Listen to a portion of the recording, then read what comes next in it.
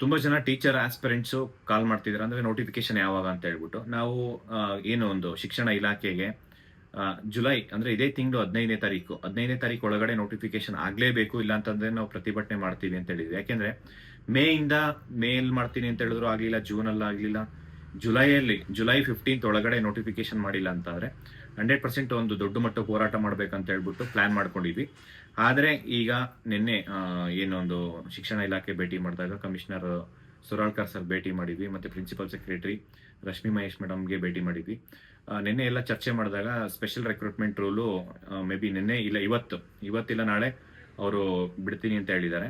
ಅದರಲ್ಲಿ ಅಬ್ಜೆಕ್ಷನ್ಸ್ ಹಾಕಿ ತುಂಬಾ ಜನ ಸ್ಟೂಡೆಂಟ್ಸ್ ಏನಂದ್ರೆ, ಯಾಕೆ ಹೇಳ್ತೀನಿ ಅಂದ್ರೆ ಇದೊಂಥರ ಬಿಗ್ ಶಾಕಿಂಗ್ ನ್ಯೂಸ್ ಅಂತ. ಯಾಕೆ ಅಂತಂದ್ರೆ ಈ ಒಂದು ಶಿಕ್ಷಣ ಇಲಾಖೆಯಿಂದ ಯಾವುದೇ ಒಂದು ಎಕ್ಸಾಮ್ಸ್ PSTR, HSTR, GPSTR ಎಲ್ಲ ಕಂಪ್ಯೂಟರ್ ಟೀಚರ್ಸ್ ಇರ್ಬೋದು, ಫಿಸಿಕಲ್ ಟೀಚರ್, ಎಲ್ಲದಕ್ಕೂ ಏನಂತಂದ್ರೆ ಈ ಕ್ವಶನ್ ಎಕ್ಸಾಮ್ಸ್ ಪ್ಯಾಟರ್ನೇ ಚೇಂಜ್ ಮಾಡ್ತಿದ್ದಾರೆ. ಎಕ್ಸಾಮ್ ಪ್ಯಾಟರ್ನ್ ಯಾವ ರೀತಿ ಇರುತ್ತೆ ಅಂತಂದ್ರೆ 3 ಪೇಪರ್ ಇರುತ್ತಂತೆ. 1 ಪೇಪರು ಆಬ್ಜೆಕ್ಟಿವ್, ಸೆಕೆಂಡು ಡಿಸ್ಕ್ರಿಪ್ಟಿವ್, ಇನ್ನೊಂದು ಹೈಬ್ರಿಡ್ ಅಂತ ಹೇಳಿ, ಅಂದ್ರೆ ಎರಡೂ ಮಿಕ್ಸ್ ಮಾಡಿ ಡಿಸ್ಕ್ರಿಪ್ಟಿವ್ ಮತ್ತೆ ಆಬ್ಜೆಕ್ಟಿವ್ ಎರಡು 50-50 ಈ ತರ 3 ಪೇಪರ್ ಇರುತ್ತೆ ಅಂತ ಹೇಳ್ತಿದ್ದಾರೆ. ಅದರಲ್ಲಿ ಆಕ್ಚುಲಿ ಇದು ನಾನು ಮೊದಲೇ ಇದು ಡಿಸ್ಕಷನ್ ಇತ್ತು, ಸುಮಾರು 1-2 ತಿಂಗಳು ಮುಂಚೆನೆ ಹೇಳಿದ್ದೆ, ಈ ತರ ರಿಟರ್ನ್ ಎಕ್ಸಾಮ್ಸ್ ಬೇಡ ಅಂತ ಹೇಳಿ. ರಿಟರ್ನ್ ಎಕ್ಸಾಮ್ ಯಾಕೆ ಬೇಡ ಅಂತ ಹೇಳಿದ್ರೆ ರೂರಲ್ ಬ್ಯಾಕ್ಗ್ರೌಂಡ್ ಇರೋರಿಗೆ ತುಂಬಾ ಕಷ್ಟ ಆಗುತ್ತೆ ಈ ತರ ಎಕ್ಸಾಮ್ಸ್ ತಗೊಂಬಂದ್ರೆ. ಅರ್ಥ ಆಗುತ್ತೆ ಏನಂದ್ರೆ ಕ್ವಾಲಿಟಿ ಟೀಚರ್ಸ್ ಬೇಕು ಅಂತ ಹೇಳ್ಬಿಟ್ಟು ಈ ತರ ಮಾಡ್ತಾ ಇರೋದು.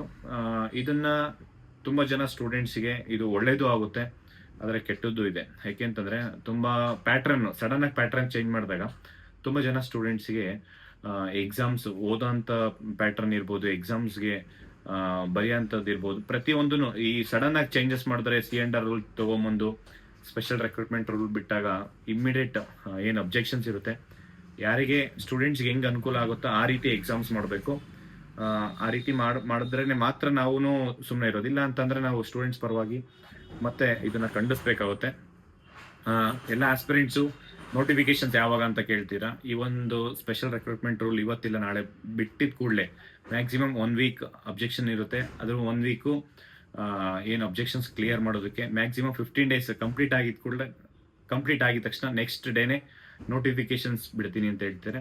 ನೋಟಿಫಿಕೇಶನ್ಸ್ ಅಲ್ಲಿ ಸಿಲೆಬಸ್ ಇರ್ಬೋದು, ಪ್ಯಾಟರ್ನ್ಸ್, ಪ್ರತಿಯೊಂದೂ ಸಬ್ಜೆಕ್ಟ್ ವೈಸ್ ಎಷ್ಟು ವೇಕೆನ್ಸಿ ಇದೆ ಎಲ್ಲನೂ ಅದರಲ್ಲಿ ಅಪ್ಡೇಟ್ ಮಾಡ್ತೀನಿ ಅಂತ ಹೇಳಿದ್ದಾರೆ.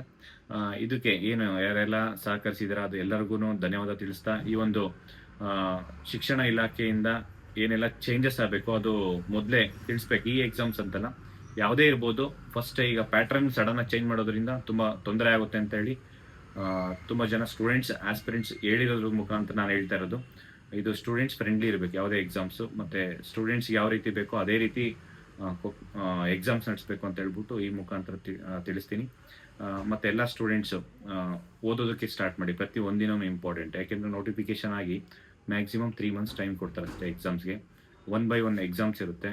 ಎಕ್ಸಾಮ್ಸು ಶಿಕ್ಷಣ ಇಲಾಖೆಯಿಂದನೇ ಅವರೇ ನಡೆಸ್ತಾ ಇರೋಂಥ ಎಕ್ಸಾಮ್ಸು. ಹಂಗಾಗಿ ತುಂಬಾ ಒಂದು ಕಾನ್ಫಿಡೆಂಟ್ ಇರಲಿ, ಮತ್ತೆ ಟೈಮ್ ವೇಸ್ಟ್ ಮಾಡ್ದಿರಾ ತುಂಬ ಸೀರಿಯಸ್ ಆಗಿ ಓದ್ಕೊಳ್ಳಿ. ಎಲ್ರಿಗೂ all the best. Thank you so much. ನಮಸ್ಕಾರ.